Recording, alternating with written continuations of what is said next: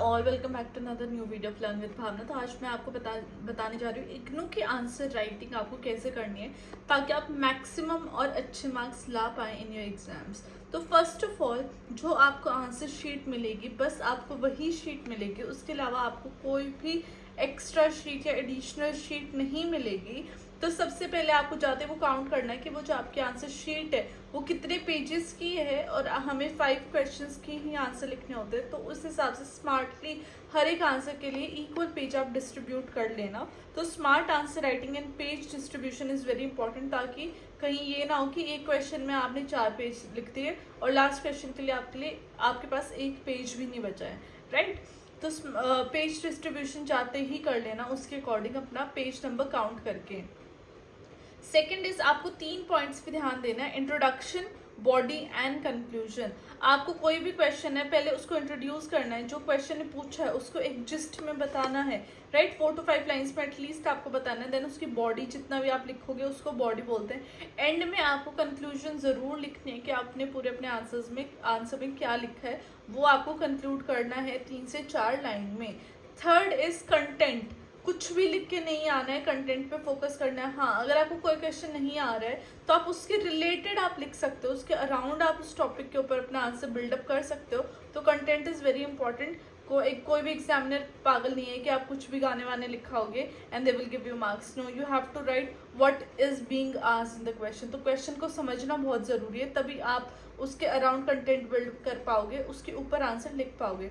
Fourth is writing should be easy to understand. आप अपनी writing अच्छे से लिखना, क्योंकि इतना लेंथी पेपर नहीं होता है। अगर आप अच्छे से आराम से भी लिखोगे तो आपको पूरा आंसर कंप्लीट हो जाएगा। इसलिए नीट वर्क बहुत ज़रूरी है, क्योंकि एक एग्जामिनर जो राइटिंग से वही बहुत ज़्यादा इम्पैक्ट डाल देता है एग्जामिनर के दिमाग में कि इसकी राइटिंग इसने अच्छे से अटेम्प्ट किया हुआ है, नीट पेपर लग रहा है, तो वहीं पर आपको 2-4 नंबर आपके एक्स्ट्रा बन जाते हैं।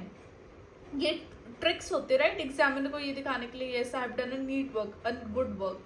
फिफ्थ है कि आपको ब्लू और ब्लैक इंक दोनों पेन यूज करने हैं। ब्लू तो जो नॉर्मल आंसर लिखते हो वो लिखना है आपको, और ब्लैक इंक से क्वेश्चन जरूर लिखना है हर एक आंसर का, राइट।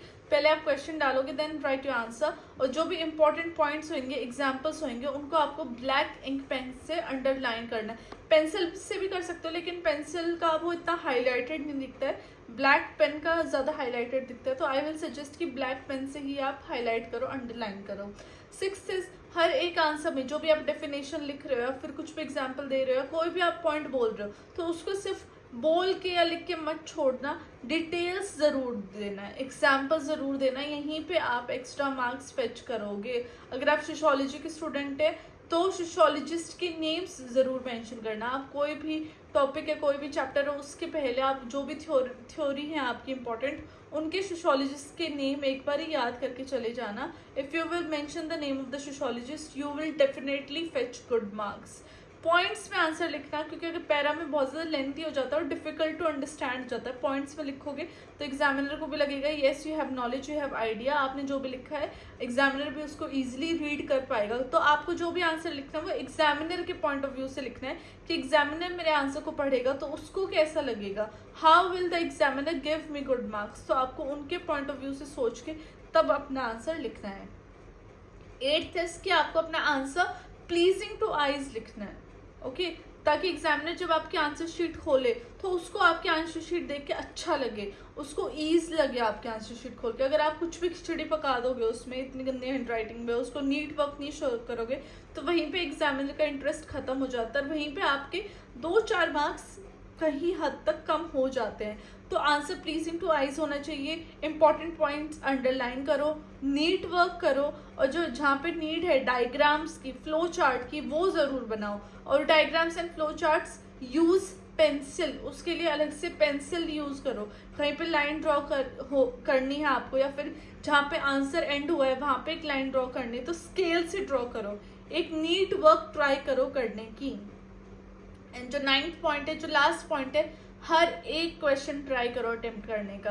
अगर आपको कोई क्वेश्चन नहीं आ रहा है तो उसके अराउंड कुछ ना कुछ लिखो, कोई भी क्वेश्चन छोड़ के नहीं आना है। अगर आप उस क्वेश्चन के अराउंड कुछ ना कुछ लिखोगे you will get a few marks, right. 2-4 number तो मिलेंगे, अगर आपका 15 मार्क्स का क्वेश्चन है तो 2-4 नंबर तो आपको जरूर मिलेंगे ही मिलेंगे। रदर देन गेटिंग अ 0 तो बेटर है ना कि आप 2-4 नंबर का ही अटेम्प्ट करके आओ। तो हर एक क्वेश्चन अटेम्प्ट करो, try to fill in all the sheets, सारी शीट भर के आओ, अच्छे से काम करो, कंटेंट पे वर्क करो एंड ट्रस्ट मी इतना डिफिकल्ट नहीं होने वाला। अगर आप ईज ऑफ माइंड के साथ जाओगे, ठंडे दिमाग से जाओगे, तो आप सच्चे में सारे क्वेश्चंस अटेम्प्ट कर पाओगे। मेक श्योर जो मैंने वीडियोस डाली हैं MSOE 001, 2, 3 एंड आगे आगे 4 की भी डल जाएंगी सारी, तो आप मेक श्योर करो कि वो सारी वीडियोस देख के आप एग्जाम में जाओ। You will surely fetch good marks, आपके बहुत अच्छे मार्क्स आने वाले हैं। और थोड़ा सा माइंड को रिलैक्स रखो and you will surely do well and all the best for your exams. Do like, share and subscribe my channel. अपना सपोर्ट ऐसे ही बनाए रखिए। I will meet you next time. Bye bye, take care.